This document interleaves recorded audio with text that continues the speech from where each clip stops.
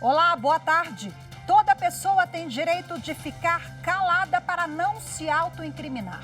Essa prerrogativa faz parte do direito ao silêncio garantido pela Constituição Federal. No Jornal da Justiça de hoje, nós vamos conhecer quando esse direito pode ser utilizado no Brasil. Esse é um dos destaques do dia. Vamos aos demais. Começa hoje a campanha eleitoral para as eleições gerais de 2022. Ministro Alexandre de Moraes toma posse como presidente do Tribunal Superior Eleitoral. O evento vai ser no plenário do TSE, que já recebeu os preparativos. E ainda, ministro Luiz Roberto Barroso, do Supremo Tribunal Federal, rejeita pedido da defesa de Daniel Silveira para anular medidas cautelares aplicadas ao deputado pelo ministro Alexandre de Moraes.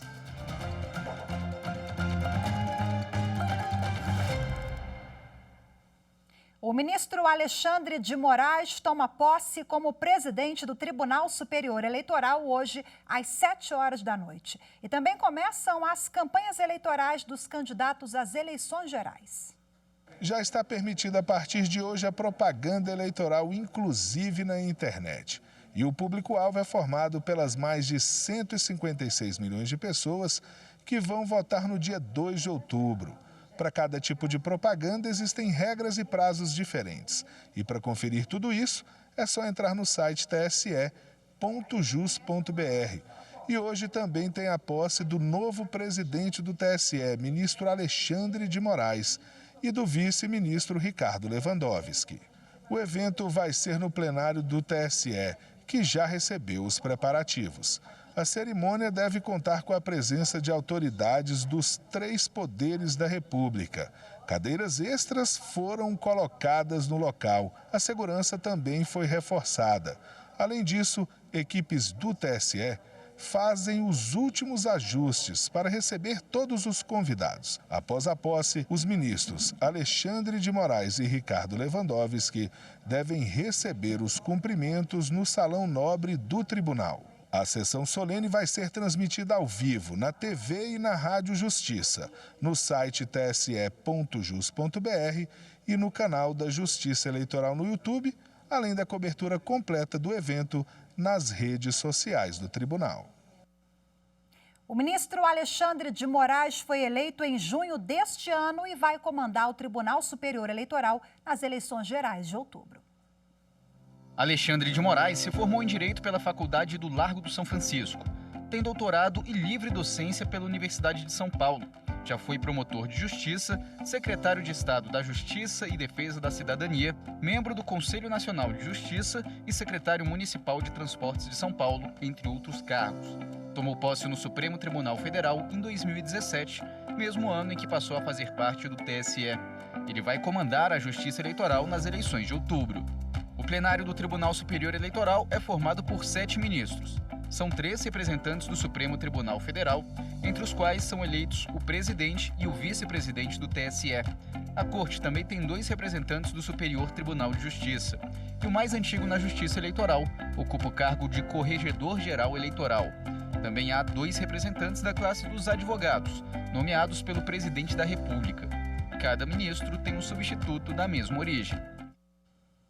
Agora a gente vai acompanhar o perfil do ministro Ricardo Lewandowski, que assume a vice-presidência da Corte Eleitoral. Ricardo Lewandowski nasceu na cidade do Rio de Janeiro. Se formou em Ciências Jurídicas e Sociais pela Faculdade de Direito de São Bernardo do Campo. Tem o título de Master of Arts pela Tufts University, dos Estados Unidos. Também é doutor em Direito pela Universidade de São Paulo. Tomou posse como ministro do Supremo Tribunal Federal em março de 2006. No mesmo ano, passou a fazer parte do Tribunal Superior Eleitoral como ministro substituto. Já foi presidente do TSE entre 2010 e 2012. Agora, assume a vice-presidência do tribunal. O ministro Edson Fachin, presidente do Tribunal Superior Eleitoral, ministro do STF, autorizou o governo federal a veicular a campanha sobre prevenção da varíola dos macacos. Na decisão, o ministro afirma que a campanha é de interesse público, na medida em que assegura o direito à informação e à saúde individual e coletiva. No que diz respeito à urgência, o ministro Fachin observou que a ausência de orientação e incentivo à população sobre as medidas de prevenção e contágio pode esvaziar a iniciativa e dificultar a prevenção e o controle da doença.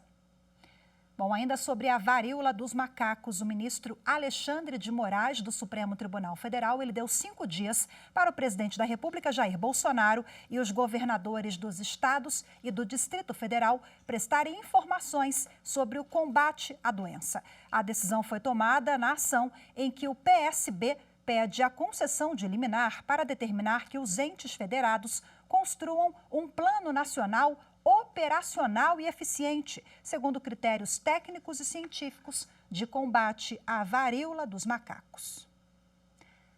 A Assembleia Legislativa do Rio de Janeiro entrou com uma ação no Supremo Tribunal Federal para que o Estado seja compensado pelas perdas de arrecadação com a redução de alíquotas do ICMS. A mesa diretora da Casa solicitou que o valor correspondente à queda da receita seja abatido da dívida do Estado com a União.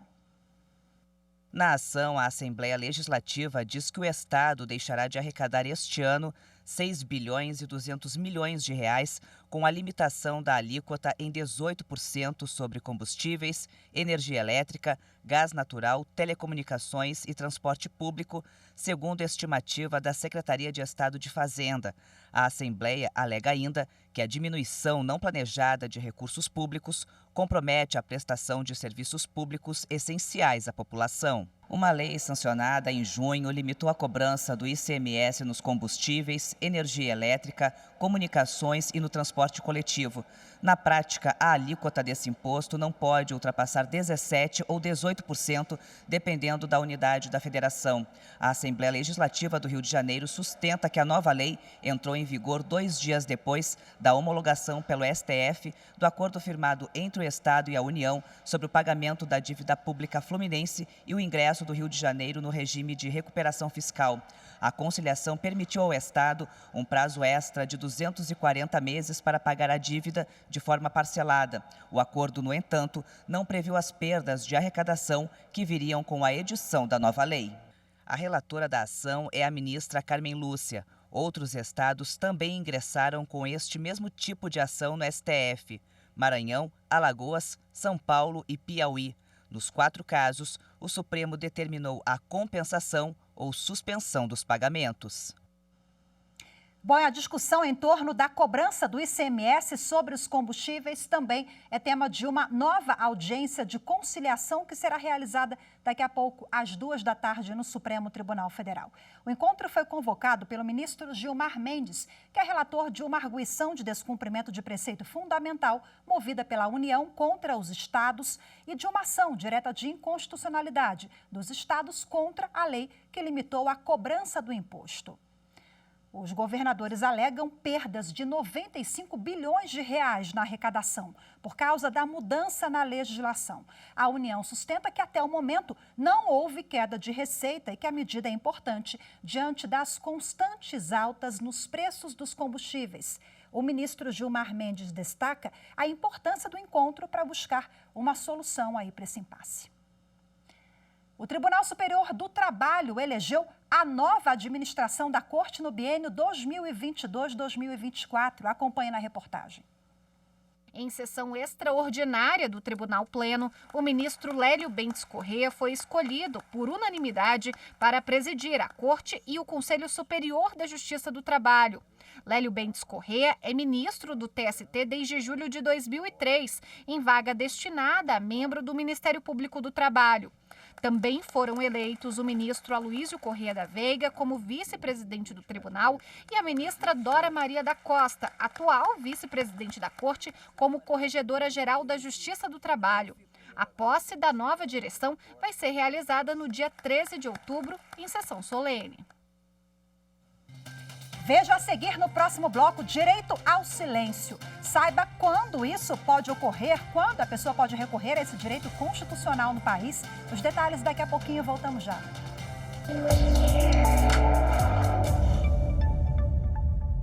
TV Justiça, ela ampliou a informação e a participação do cidadão com o judiciário a um ponto que fortalece, sem dúvida, o Estado Democrático de Direito. A notícia judiciária, hoje, é da mais alta relevância social. Isso é inegável. E eu vejo que, em torno da TV Justiça, convergem essa informação de todas as cortes judiciárias do Brasil em prol da sociedade e do cidadão.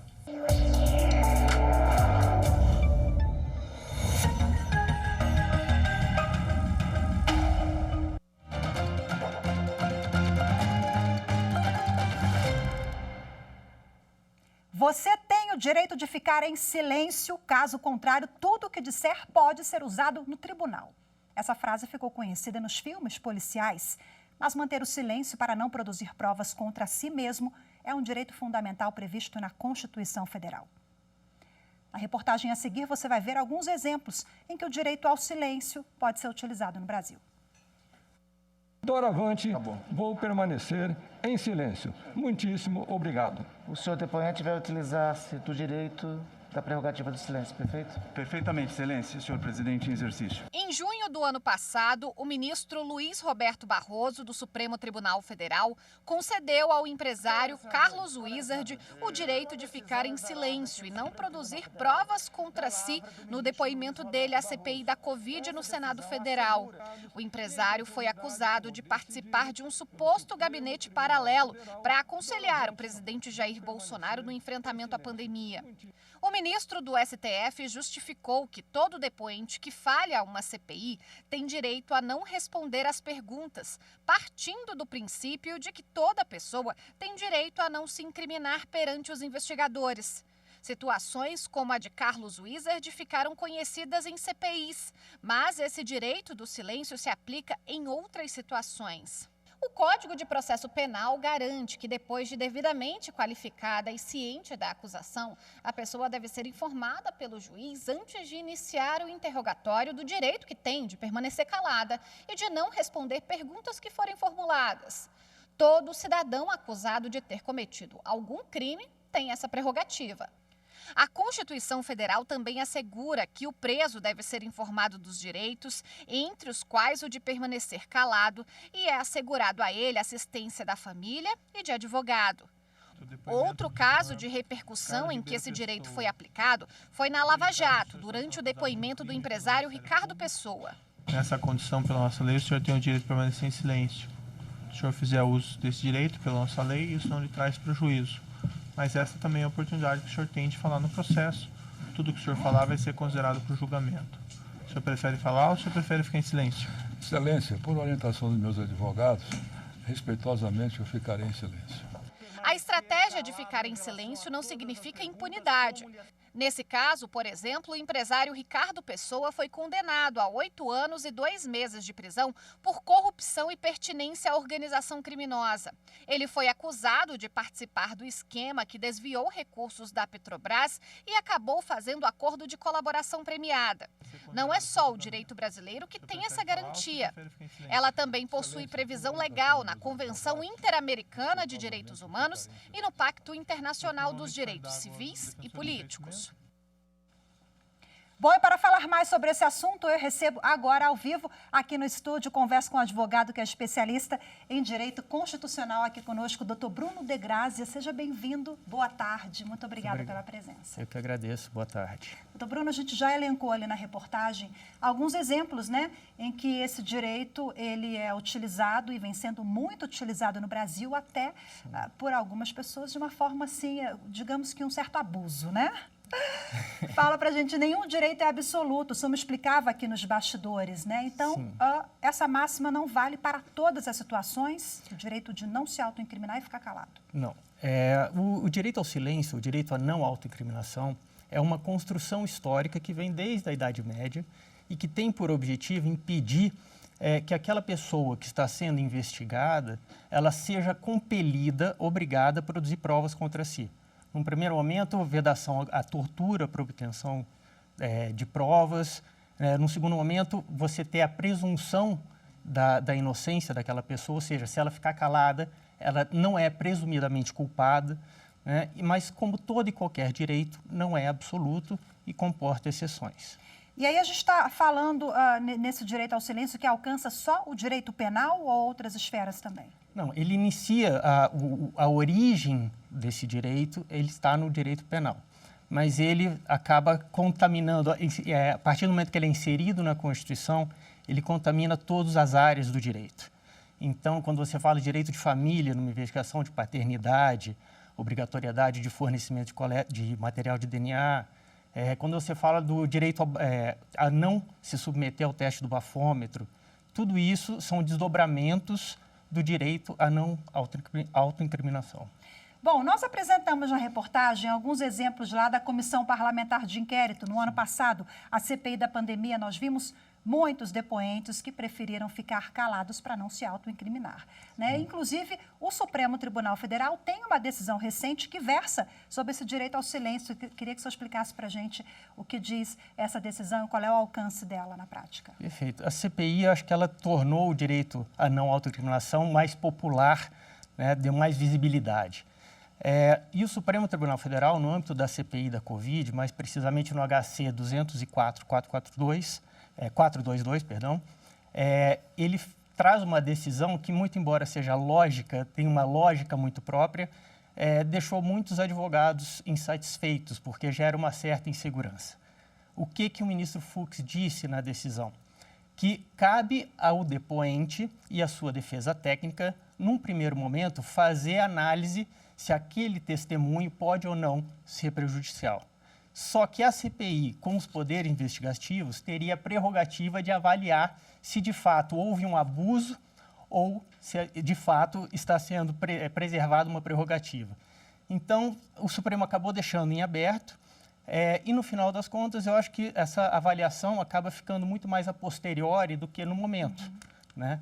Porque, sem dúvida nenhuma, você tem casos em que a pessoa simplesmente se recusa a responder qualquer pergunta, até aquelas que, de forma alguma, poderiam vir a lhe causar qualquer tipo de prejuízo. Então, para coibir esses abusos, é sempre necessário, possível e necessário, que se faça uma aferição, muito embora muitas vezes será a posteriori, se de fato aquela resposta poderia ou não causar algum tipo de prejuízo. Doutor Bruno, qual é a diferença entre testemunha e investigado? Esse direito tem o mesmo peso para as duas condições? Não. A testemunha, ela está obrigada, né, a prestar declaração sobre os fatos que ela conhece, né? Nós temos 3 exceções em relação à testemunha. O sigilo profissional, nós temos a questão do parentesco e fatos que, ainda que versem sobre terceiros, podem vir a causar algum tipo de prejuízo à pessoa que está depondo. Então, essas seriam as 3 exceções. Mas, fora isso, a testemunha ela está obrigada a se pronunciar e contar toda a verdade sobre os fatos que conhece. Inclusive, existe uma previsão no Código Penal de que, se a pessoa tem conhecimento e ela se cala, ela pratica um ilícito penal, né? Mas, então, a testemunha, em relação a fatos de terceiros, tirando a questão do sigilo profissional, de parentesco, ela está obrigada a falar. A pessoa, como investigada, a partir do momento que você imputa um fato àquela pessoa, aí sim ela passa a fazer jus ao direito de não se autoincriminar. É claro que a gente tem o contraditório, a ampla defesa, também resguardados pela Constituição Federal, mas rapidinho, para a gente finalizar, esse direito, de alguma forma, ele pode prejudicar o andamento das investigações? Para as autoridades que conduzem a investigação, sem dúvida nenhuma, isso é um empecilho. Agora, para todos os cidadãos, é um direito que é fundamental, não só porque está no artigo 5º da Constituição, mas ele é fruto de uma luta histórica muito incisiva, né, para que as pessoas pudessem, de fato, não serem compelidas a produzir provas contra si. Coloquei o senhor numa saia justa agora no finalzinho, né? Mas é importante a gente sempre explicar os dois lados, né? Nenhum direito é absoluto, como o senhor bem colocou no início, e ponderar para ficar equilibrado para todas as partes, né? Muito obrigada pela sua participação aqui mais uma vez, doutor Bruno. Boa tarde. Eu que agradeço, espero ter tirado todas as dúvidas e sempre à disposição. Com certeza. Muito obrigada e até a próxima. Obrigado. Você vai ver a seguir: Supremo Tribunal Federal nega habeas corpus apresentado pela defesa de Daniel Silveira, que pretendia anular as medidas cautelares impostas a ele. Os detalhes daqui a pouquinho, voltamos já. A TV Justiça é, sem sombra de dúvidas, um dos principais instrumentos de democratização da informação jurídica da história do Brasil. Por meio de informação de qualidade e, sobretudo, confiável, o que é bastante raro nos dias de hoje, a TV Justiça promove uma importantíssima aproximação entre o Poder Judiciário e a sociedade brasileira. Então, parabéns a todos os que fizeram esses 20 anos de história e vida longa à TV Justiça.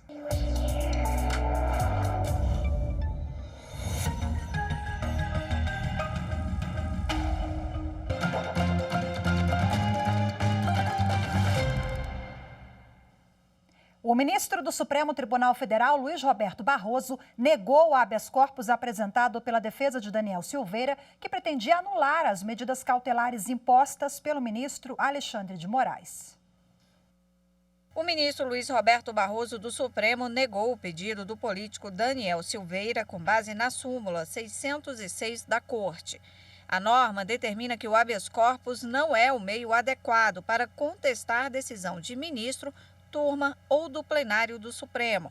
Silveira foi condenado pelo STF em abril deste ano a 8 anos e 9 meses de prisão no regime fechado, perda do mandato e pagamento de multa de R$200 mil por ataques à corte e à democracia nas redes sociais. No habeas corpus, a defesa de Daniel Silveira pedia a revogação das medidas cautelares, como o restabelecimento de bens móveis e imóveis e de contas bloqueadas, além do acesso imediato às redes sociais. A defesa de Daniel afirmou que, apesar de ter recebido perdão pelo presidente da República, Jair Bolsonaro, a pena não foi extinta, impedindo o direito de locomoção de Silveira. Além disso, a defesa argumentou que as medidas cautelares impostas são gravosas e que a multa já chega a R$2 milhões. O plenário do Supremo Tribunal Federal invalidou normas do Tocantins e de Mato Grosso do Sul que autorizavam o porte de arma para integrantes da Procuradoria-Geral daqueles estados. O colegiado julgou procedente o pedido formulado pelo Procurador-Geral da República, Augusto Aras, em 2 ações diretas de inconstitucionalidade. Em ambos os casos, a decisão foi tomada por unanimidade, nos termos do voto do relator, ministro Luiz Roberto Barroso. Bom, segundo o relator, o Supremo tem jurisprudência pacífica no sentido de reconhecer a inconstitucionalidade de leis estaduais que versam sobre material bélico. O entendimento da Corte é de que a matéria é de competência privativa da União. Com a autorização da Justiça Federal, policiais federais cumprem mandados judiciais em operação que investiga ataques a sites do governo federal. A ação de hackers ocorreu no final de 2021 e afetou principalmente o acesso da população ao aplicativo Conect SUS do Ministério da Saúde. A Operação Dark Cloud da Polícia Federal foi instaurada para colher informações sobre ataques cibernéticos contra 11 órgãos do Poder Executivo. Durante a apuração, foi descoberto que os crimes foram cometidos por uma organização que tem integrantes no Brasil e no exterior. Foram cumpridos 8 mandados de busca e apreensão na Paraíba, em Minas Gerais, no Paraná e em Santa Catarina. O inquérito teve início no ano passado, quando a PF descobriu que o sistema de armazenamento de dados do Ministério da Saúde havia sido atacado. Os invasores deletaram arquivos e comprometeram o acesso ao aplicativo Conect SUS, responsável pelo Certificado Nacional de Vacinação. A segunda turma do Superior Tribunal de Justiça considerou que não houve improbidade administrativa por parte da diretoria da Terra Cap na compra de ingressos para o jogo de abertura da Copa das Confederações em 2013, aqui em Brasília. Por maioria de votos, o colegiado manteve acórdão do Tribunal de Justiça do Distrito Federal e dos Territórios, que rejeitou a ação de improbidade administrativa contra um ex-presidente da Companhia Imobiliária de Brasília, a Terra Cap. A ação foi ajuizada em razão da compra de ingressos pela empresa pública para o jogo de abertura da Copa das Confederações em 2013, que ocorreu no Estádio Nacional de Brasília. De acordo com o Ministério Público do DF, a Terra Cap gastou quase R$3 milhões de reais para comprar um lote de 1.000 ingressos para a abertura do evento esportivo. Para o MP, a aquisição representaria desvio de finalidade por não ter nenhuma relação com a atividade da companhia, que é a administração do patrimônio imobiliário do DF. No voto que prevaleceu na segunda turma, o ministro Og Fernandes destacou o entendimento do TJDFT, segundo o qual a Terracap, integrante da administração indireta do Distrito Federal, tinha interesse na promoção do estádio, de forma que a compra de ingressos e a distribuição, conforme convênio firmado previamente, não configura o dolo necessário para caracterizar o ato de improbidade.